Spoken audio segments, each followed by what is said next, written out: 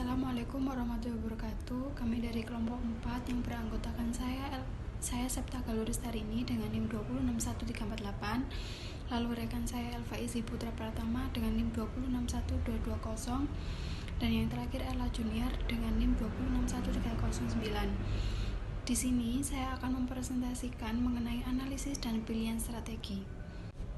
Analisis dan pilihan strategi. Analisis dan pemilihan strategi berusaha menentukan tindakan alternatif yang paling baik dalam membantu perusahaan dalam mencapai misi dan tujuan. Strategi tujuan dan misi perusahaan ditambah dengan informasi audit ke eksternal dan internal memberikan landasan untuk menciptakan serta mengevaluasi strategi yang masuk akal. Analisis dan pemilihan strategi haruslah dijalankan secara hati-hati dan bertanggung jawab, karena pemilihan strategi berdasarkan alternatif strategi yang akhirnya akan dieksekusi satu strategi untuk diterapkan selama proses implementasi, mempertaruhkan segala komitmen dan sumber daya perusahaan dalam jangka panjang. Agar proses analisis dan pemilihan strategi efektif, maka perlu diketahui syarat analisis dan pemilihan strategi sebagai berikut. Yang pertama, sebagai langkah awal untuk menetapkan tujuan jangka panjang. Yang kedua, sebagai proses menghasilkan strategi alternatif. Yang ketiga, memilih strategi yang akan dilaksanakan. Selanjutnya saya akan menjelaskan tentang matriks BCG. BCG matriks adalah kerangka yang digunakan oleh perusahaan untuk menganalisis kinerja berbagai produk mereka dan untuk pengambilan keputusan.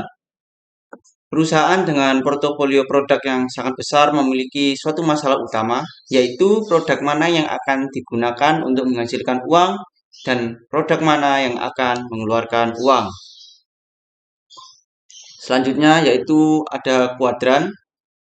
Matriks pangsa pertumbuhan BCG dikembangkan oleh Henderson pada tahun 1970-an. Ada dua sumbu dalam matriks BCG. Yang pertama sumbu X yang merupakan pangsa pasar relatif dan sumbu Y yang merupakan tingkat pertumbuhan pasar. Selanjutnya terdapat 4 kuadran yang menggambarkan sebuah produk. Yang pertama ada bintang. Arti dari gambar bintang tersebut yaitu produk atau bisnis yang memiliki pangsa pasar dominan dan pertumbuhannya cepat. Selanjutnya gambar Kesko atau sapi perah, yaitu produk pemimpin pasar menghasilkan uang lebih besar daripada biaya yang dikeluarkan. Tetapi prospek pertumbuhan kedepannya akan sangat terbatas. Selanjutnya yaitu gambar anjing. Maksud dari gambar anjing sendiri yaitu produk dengan pangsa pasar rendah dan tingkat pertumbuhannya rendah. Keuntungan sangat rendah bahkan harus menderita kerugian. Selanjutnya yaitu question mark atau tanda tanya. Maksud dari gambar tanda tanya tersebut adalah produk dengan prospek pertumbuhan tinggi tetapi pangsa pasarnya rendah. Tetapi kedepannya berpotensi menjadi bintang.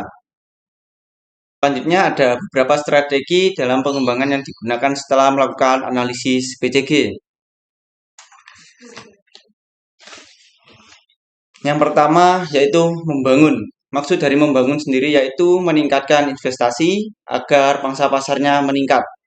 Selanjutnya yaitu mempertahankan. Maksud dari mempertahankan yaitu mempertahankan produk agar tetap ada kategori yang sama. Selanjutnya memanen, yaitu mengurangi investasi dan mencoba memperoleh uang sebanyak-banyaknya. Biasanya digunakan pada kategori sapi perah. Selanjutnya divestasi atau penutupan usaha atau bisa juga disebut likuiditas. Matriks IE internal eksternal. Matriks internal eksternal merupakan alat manajemen strategi yang digunakan untuk menganalisis kondisi kerja dan posisi strategis bisnis. Matriks internal eksternal atau matriks IE didasarkan pada analisis faktor bisnis internal dan eksternal yang digabungkan menjadi satu model sugestif. Matriks IE merupakan kelanjutan dari matriks EFE dan matriks IFE model.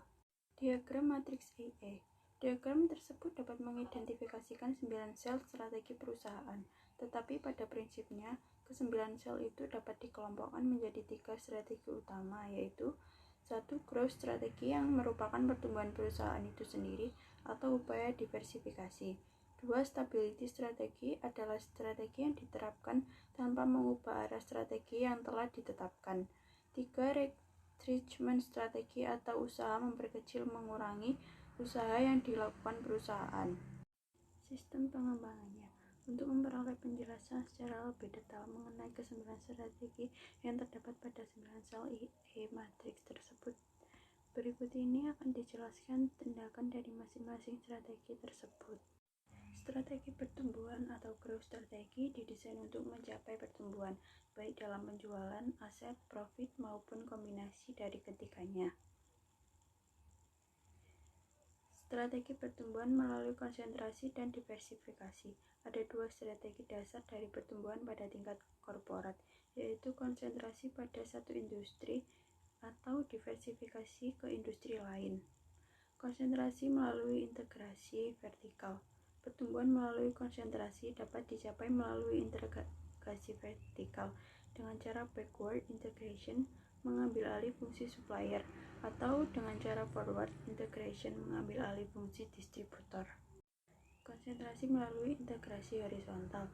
Strategi pertumbuhan melalui integrasi horizontal adalah suatu kegiatan untuk memperluas perusahaan dengan cara membangun di lokasi yang lain dan meningkatkan jenis produk serta jasa.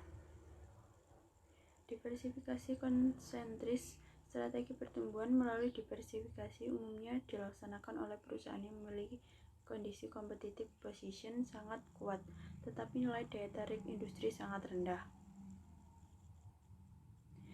Diversifikasi konglomerat. Strategi pertumbuhan melalui kegiatan bisnis yang tidak saling berhubungan dapat dilakukan jika perusahaan menghadapi competitive position yang tidak begitu kuat dan nilai daya tarik industrinya sangat rendah. Sekian, terima kasih. Wassalamualaikum warahmatullahi wabarakatuh.